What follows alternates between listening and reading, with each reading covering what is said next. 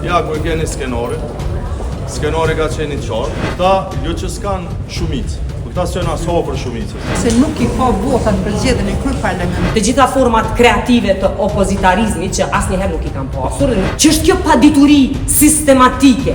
Në salë janë gjithsej 100 deputet. Falenderoj përfaqësuesit e partive politike që erdhën në konsultim. Takimi është përfaqë qëndrimet aktuale të tyre. Seanca do të vazhdojë brenda 24 orëve në orën 12.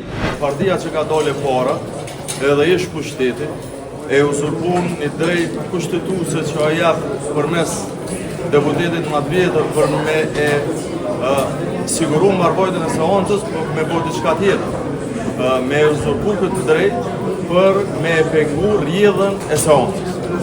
Unë mund t'ju them që ta sot e kesh mënyrë të organizume, kanë orë tu me pengu seancën. Ja ku e keni skenori ka qenë I qartë, skenori dhe vetëmja punë që ka po sot kryesuesi I seancës është, me ardhë dhe me dhonë të nderuar, konstatoj so janë pranishëm dhe vazhdoj me punimet, me hudhë në votim, që do mjërohet edhe një mikrofon, s'po I vendos një mirë, dhe një që e tillë nuk ka ndodhur. Pro, sot ka posë uzurpim partijak të institucionit përfaqësues qytetarëve të Kosovës. Këta jo që s'kan shumicë, këta s'janë aso për shumicës, po dëshirojnë me ble ku, me ble dhe 48 orë kohë për me bo pazaret politike të cilat, unë për ju them, edhe mas 2 ditë do t'i kenë në nivelin e njëjtë, nuk do t'kenë. Kishte kushte për votim, do duhet votohej dhe më pas vendimi final të tjerë nga vota e deputetëve të Kosovës. E pa drejt është jo fakt, pa sakon kundër rregullimit. Kryesuesi duhet të lexojë skenarin, I cili është I shkruar, është standard, nuk do të bëj asnjë aktivitete, as konsultime. Ne gjithsesi morëm pjesë në konsultime.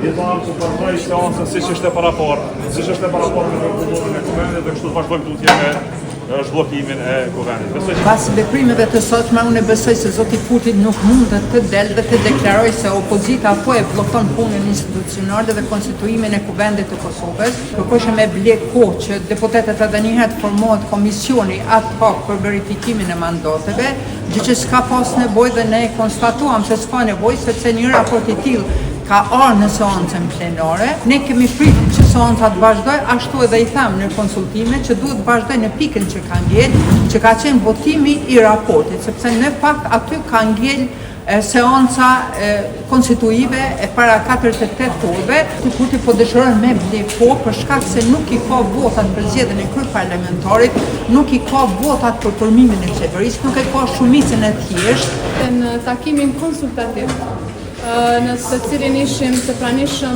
të gjithë përfaqësuesit e partive politike, nuk pati asnjë konsensus. Pra kishte qëndrime të kundërta me njëra tjetrën. Pra nuk mund të vim të një zgjidhje pa pasur paraprakisht konsultime ndërmjet partive politike. Ne si subjekt politik, si parti politike, duam ta korrigjojmë vendimin e gabuar të Kuvendit të Republikës Kosovës. Pra kemi plot vullnet që ai vendim të korrigjohet. Është për keqardhje situata dhe rrethanat në të cilat është vendosur organi më I lartë I shtetit, organi legjislativ Kuvendi I Republikës së Kosovës. Ajo çfarë duhet të ishte një proces I thjeshtë I votimit, më shumë teknik se sa politik, me të cilin të gjithë deputetët e Republikës, të cilit kanë marrë mandatin nga qytetarët e Republikës, e konfirmojnë vullnetin e tyre për aktivitetin e tyre si deputet me një votim, e kanë vendosur në një rrafsh politik dhe kanë shprehur në një farë forme jo vetëm pabesinë e tyre për ato mandate, por gjithashtu edhe mos pranimin e rezultateve. Zgjedhjet kanë qenë me një rezultat të qartë, si në vitin 2021, si në vitin 2025, lëvizjave vendosje me partnerët e vetë ka dalë partia e parë. Kjo vetëm e tregon se ju kanë shterë të gjitha format kreative të opozitarizmit që asnjëherë nuk I kanë pasur dhe nuk po mund t'i gjejnë, dhe tashmë vendosin veç të bëjnë një blokadë të thjeshtë të shtetit apo institucionit. Që është kjo padituri sistematike, që janë këto gabime të vazhdueshme me cilat synohet të kontestohet çdo gjë, me një fakt banal. Pse shkon kryeministri apo ministrat në zyrë? Cila është krenaria të zbrazën zyre dhe të mos jenë këta në funksion. Të vazhdojnë, veprimin politik e kanë. Me njëherë pas betimit, futet në votim kryetari i kuvendit dhe pastaj kryesia kuvendit dhe pastaj qeveria. Aty shihet vullneti i tyre për të mbështetur apo për të mos mbështetur.